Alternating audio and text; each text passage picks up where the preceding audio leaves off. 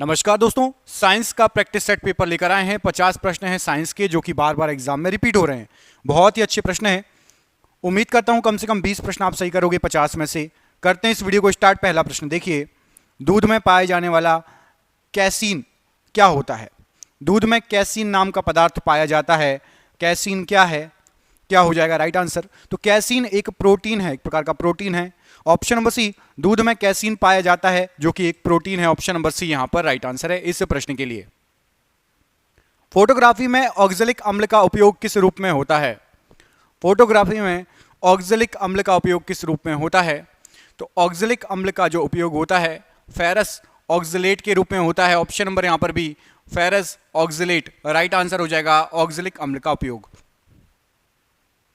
गोताखोरों द्वारा गहरे समुद्र में सांस लेने के लिए ऑक्सीजन के साथ किस गैस को मिश्रित किया जाता है? तो गोताखोरों द्वारा गहरे समुद्र में सांस लेने के लिए ऑक्सीजन के साथ मिक्स की जाती है helium. Option number A, oxygen के साथ हीलियम मिश्रित की जाती है। ऑप्शन नंबर यहां पर ए, हीलियम राइट आंसर हो जाएगा इस प्रश्न के लिए। वह स्तनधारी जो खतरे के संकेत के समय गेंद के समान हो जाता है कौन सा है? खतरे के संकेत के समय गेंद के समान हो जाता है। यहां पर आपको जो ऑप्शन दिए गए हैं, वह स्तनधारी आपका कंटक चूहा जो खतरे के संकेत के समय गेंद के समान हो जाता है। ऑप्शन नंबर बी, कंटक चूहा यहां पर राइट आंसर है इस प्रश्न के लिए। एंटीजन का किसी बीमार व्यक्ति पर क्या प्रभाव पड़ेगा? तो एंटीजन का यदि कोई बीमार व्यक्ति है तो एंटीबॉडी उसकी बढ़ जाएगी। ऑप्शन नंबर बी, एंटीबॉडी बढ़ जाएगी यदि आप उसको एंटीजन देते हैं तो। Option number B right answer हो जाएगा। एंजाइम जो ग्लूकोज को एथिल अल्कोहल में परिवर्तित कर देता है कौन सा है? ग्लूकोज को एथिल अल्कोहल में परिवर्तित कर देता है कौन सा एंजाइम? तो zymase. Option number B, zymase ये ग्लूकोज को एथिल अल्कोहल में परिवर्तित कर देता है। Option number B, zymase. Option number B यहां पर राइट आंसर है इस प्रश्न के लिए। निम्नलिखित तरंगों में से कौन सा कृत्रिम उपग्रहों द्वारा संचार के लिए उपयोग किया जाता है? कृत्रिम उपग्रहों के द्वारा संचार के लिए जो तरंगें यूज होती हैं वो होती हैं रेडियो तरंगें। ऑप्शन नंबर बी, रेडियो तरंगें कृत्रिम उपग्रह संचार के लिए यूज करते हैं। ऑप्शन नंबर बी यहां पर राइट आंसर है इस प्रश्न के लिए। निम्नलिखित में से कौन सा ऊतक भोजन को संचित करने और पौधे को सहायता प्रदान करने में सहायक होता है? तो भोजन को संचित करना और पौधे को सहायता प्रदान करने के लिए जो ऊतक है वो है आपका पैरेन्काइमा ऊतक। ऑप्शन नंबर सी, पैरेन्काइमा ऊतक ये भोजन को संचित करने पौधों की सहायता करता है। Option number C, parenchyma right answer हो जाएगा। यदि एक घोड़ा विरामावस्था से अचानक चलना शुरू करता है, रुका है एकदम से वो दौड़ लगा दे, तो उसके पीछे की तरफ गिरने की संभावना, इसका कारण क्या है? तो विरामावस्था में एकदम से यदि घोड़ा चलना शुरू कर दे और आप उस पर बैठे हों तो आपके पीछे गिरने की संभावना, क्योंकि विश्राम अवस्था का जड़त्व ये कारण होता है जिससे आप एकदम से पीछे गिर जाओगे। ऐसे ही गाड़ी में एकदम से ब्रेक लगते हैं तो आप आगे भी गिर जाते हो, ये भी आपका इसी का उदाहरण होता है। लार में उपस्थित एक पाचक एंजाइम सेलिवरी एमिलेज निम्न में से किसके पाचन को शुरू करता है? तो हमारे मुंह में जो लार होती है उसमें एक एंजाइम होता है सेलिवरी एमिलेज, और ये चालू करता है कार्बोहाइड्रेट के पाचन को। जैसे ही हम एक निवाला एक कौर मुंह में रखते हैं, खाते हैं, लार खाने के साथ मिलती है और पाचन की प्रक्रिया मुख से ही स्टार्ट हो जाती है। ऑप्शन नंबर डी यहां पर राइट आंसर हो जाएगा, कार्बोहाइड्रेट के पाचन शुरू हो जाता है। सिरका का मुख्य घटक इनमें से क्या है? सिरका इसका जो मुख्य घटक है, यहां पर आपको जो ऑप्शन दिए गए इनमें से क्या है सिरके का मुख्य घटक? तो सिरके में मुख्य रूप से होता है आपका एसिटिक अम्ल। ऑप्शन नंबर सी, एसिटिक अम्ल सिरके के अंदर मुख्य रूप से होता है। ऑप्शन नंबर सी, एसिटिक अम्ल यहां पर सिरके का मुख्य घटक राइट आंसर है। डीएनए संश्लेषण का प्रतिपादन किसके द्वारा किया गया था? डीएनए संश्लेषण का प्रतिपादन, तो डीएनए संश्लेषण का प्रतिपादन कॉर्नबर्ग के द्वारा किया गया था। ऑप्शन नंबर बी, कॉर्नबर्ग ने डीएनए संश्लेषण का प्रतिपादन किया। पीडियाट्रिक्स निम्न में से किसके अध्ययन से संबंधित हैं? पीडियाट्रिक्स किसके अध्ययन से संबंधित हैं? तो जो पीडियाट्रिक्स हैं ये शिशु रोग विशेषज्ञ हैं। ऑप्शन नंबर सी, शिशु रोग विशेषज्ञ हैं पीडियाट्रिक्स। ऑप्शन नंबर सी यहां पर राइट आंसर है इस प्रश्न के लिए। अगला प्रश्न है कि peroxy acetyl nitrate peroxy acetyl nitrate जो है क्या है? पैरोक्सी एसिटिल नाइट्रेट ये क्या है? तो पैरोक्सी एसिटिल नाइट्रेट ये गौण प्रदूषक है। ऑप्शन नंबर सी गौण प्रदूषक है peroxy acetyl nitrate. Option number C यहां पर राइट आंसर हो जाएगा। ब्राउन एयर शब्द का प्रयोग किसके लिए किया जाता है? ब्राउन एयर शब्द का प्रयोग इनमें से किसके लिए किया जाता है? तो ब्राउन एयर शब्द प्रकाश रासायनिक धुआं के लिए यूज होता है। ऑप्शन नंबर बी प्रकाश रासायनिक धुआं के लिए ब्राउन एयर शब्द यूज किया जाता है। राष्ट्रीय पर्यावरण अभियांत्रिकी संस्थान कहां पर स्थित है?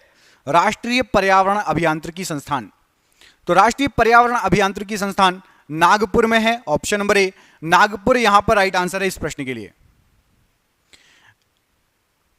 न्यूक्लियस के बाहर डीएनए कहां पर मिलता है? तो न्यूक्लियस के बाहर डीएनए आपको माइटोकॉन्ड्रिया में मिलेगा। ऑप्शन नंबर सी माइटोकॉन्ड्रिया में न्यूक्लियस के बाहर डीएनए मिलेगा। ऑप्शन नंबर सी यहां पर राइट आंसर है। पत्ती के लाल, नारंगी और पीला रंग किस कारण से होते हैं?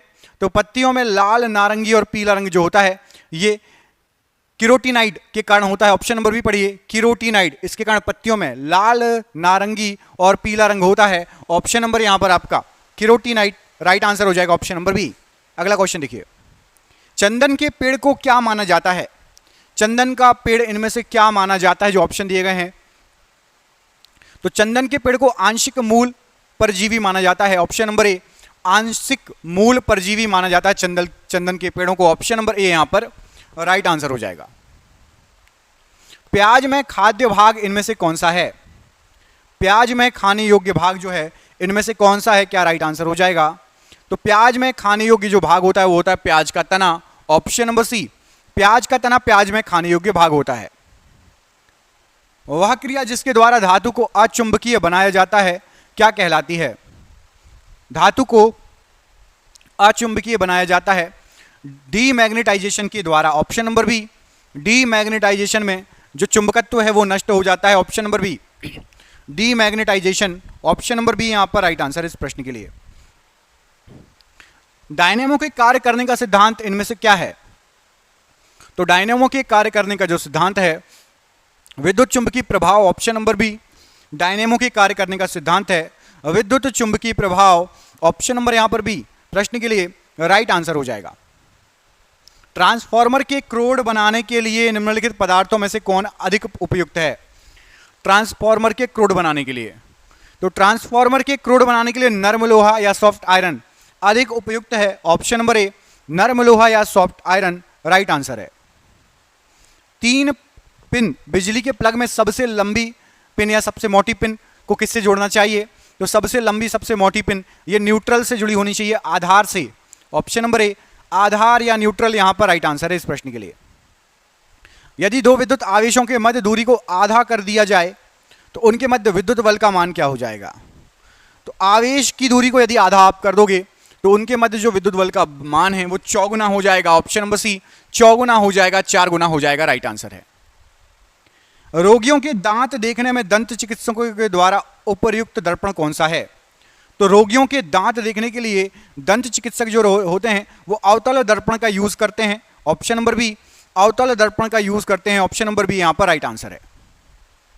निम्न में से क्या वायुमंडलीय अपवर्तन का परिणाम नहीं है? वायुमंडलीय अपवर्तन का परिणाम नहीं है। तो सूर्य का अपने वास्तविक उदय से 2 या 3 मिनट पहले दिखाई देना यह अपवर्तन का परिणाम नहीं है। सूर्य का सूर्यास्त के समय लाल दिखाई देना यह अपवर्तन के कारण होता है। रात में तारों का टिमटिमाना भी अपवर्तन के कारण होता है। पहली जो प्रक्रिया है यह प्रकीर्णन के कारण होती है, बाकी दोनों प्रक्रियाएं जो हैं अपवर्तन के कारण होती है, बी और सी। एक व्यक्ति को अपने प्रतिध्वनि सुनने के लिए परावर्तक तल से कितनी दूर खड़ा होना चाहिए? तो एक व्यक्ति को अपनी प्रतिध्वनि सुनने के लिए परावर्तक तल से 56 फीट दूर खड़े होना चाहिए। ऑप्शन नंबर सी 56 फीट दूर खड़े होना चाहिए। ऑप्शन नंबर सी यहां पर राइट आंसर है। अफ्रीका के काली त्वचा वाले व्यक्ति ब्रिटेन के सफेद त्वचा वाले व्यक्ति की तुलना में इनमें से कौन सा वाक्य इसको कंप्लीट करेगा? तो अफ्रीका के काले त्वचा वाले व्यक्ति ब्रिटेन के सफेद त्वचा वाले व्यक्ति की तुलना में अधिक गर्मी महसूस करते हैं। ऑप्शन नंबर ए अधिक गर्मी महसूस करते हैं, इसलिए उनके शरीर से मेलानिन का रिसाव होता है जिससे उनकी त्वचा काली हो जाती है। ऑप्शन नंबर ए, जितना ज़्यादा मेलानिन जिसके शरीर से निकलेगा उसकी त्वचा उतनी ज़्यादा ही डार्क होगी। बोलोमीटर मापन की एक युक्ति है, किसकी युक्ति है, कौन सा मापन होता है बोलोमीटर से? तो बोलोमीटर जो है मापन की युक्ति है और इससे ऊष्मीय विकिरण को मापते हैं। ऑप्शन नंबर सी, ऊष्मीय विकिरण को मापते हैं बोलोमीटर से। ऑप्शन नंबर सी यहां पर राइट आंसर हो जाएगा, ऊष्मीय विकिरण बिल्कुल राइट आंसर हो जाएगा इस प्रश्न के लिए। हीरे के संबंध में कैरेट क्या होता है? तो हीरे के संबंध में जो कैरेट वर्ड है, शब्द है, ये भार होता है, हीरे का भार कैरेट में मापते हैं और सोने की शुद्धता को मापते हैं कैरेट में। हीरे के भार को कैरेट में मापते हैं और सोने की शुद्धता को कैरेट में मापते हैं, याद रखना। अगला क्वेश्चन देखिए, किस वैज्ञानिक ने पोलोनियम की खोज की थी? पोलोनियम की खोज किस वैज्ञानिक ने की थी? क्या हो जाएगा राइट आंसर?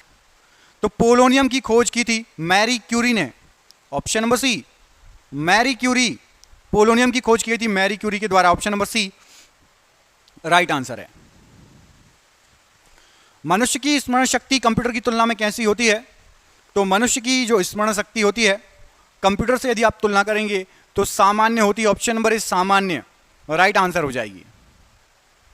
अगर किसी विश्व धातु में एक धातु पादर है, मतलब पारा है, तो इसको क्या कहेंगे? यदि किसी मिश्र धातु में एक धातु पारा है तो उसको अमलगम कहा जाता है।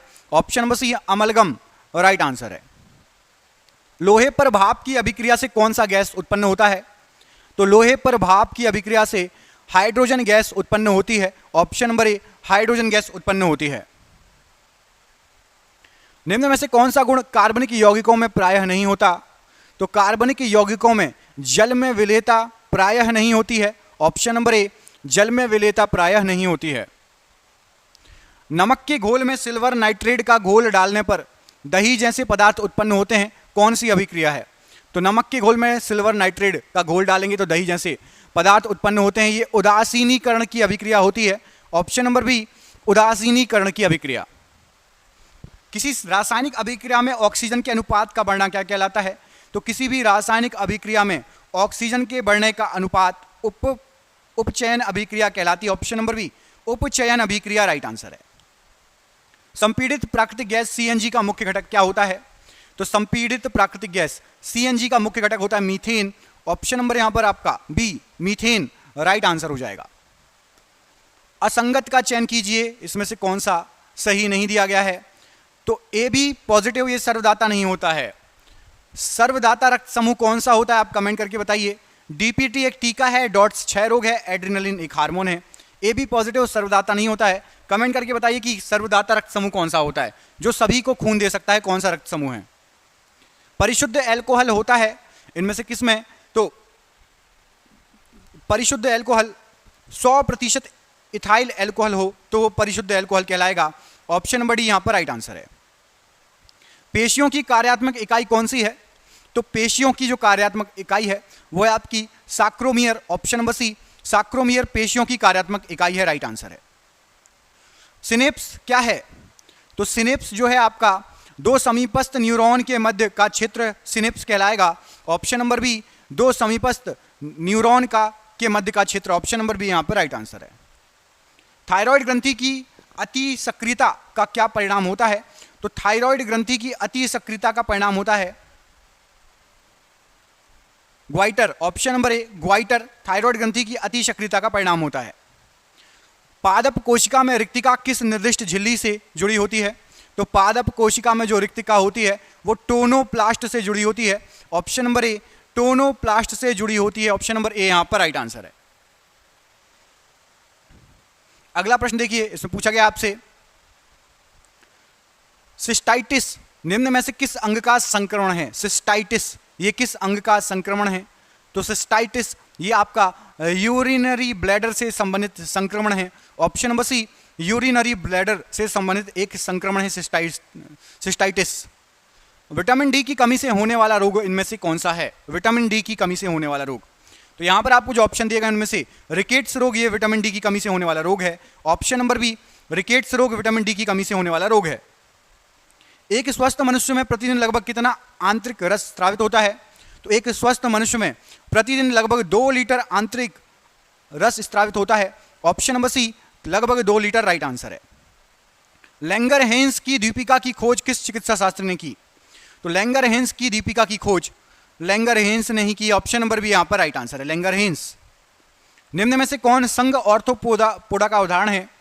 तो संघ ऑर्थोपोडा का उदाहरण तिलचट्टा है। ऑप्शन नंबर बी तिलचट्टा, ये संघ ऑर्थोपोडा का उदाहरण है। आपके लिए सरप्राइज क्वेश्चन है, कमेंट करके बताना है कि निम्न में से फूल खिलाने वाला हार्मोन किसको कहा जाता है? फूल को खिलाने वाला हार्मोन, यहां पर आपको जो ऑप्शन दिए गए हैं किसको कहा जाता है, इस प्रश्न का आंसर कमेंट बॉक्स में आपको कमेंट करके बताना है। हम मिलेंगे आपसे अगली वीडियो में। आपको किस टॉपिक पर और वीडियो चाहिए हमें कमेंट करके बताइए। वीडियो अच्छा लगा तो लाइक कर देना, चैनल पर पहली बार आए चैनल को सब्सक्राइब कर लेना। जय हिंद, जय भारत।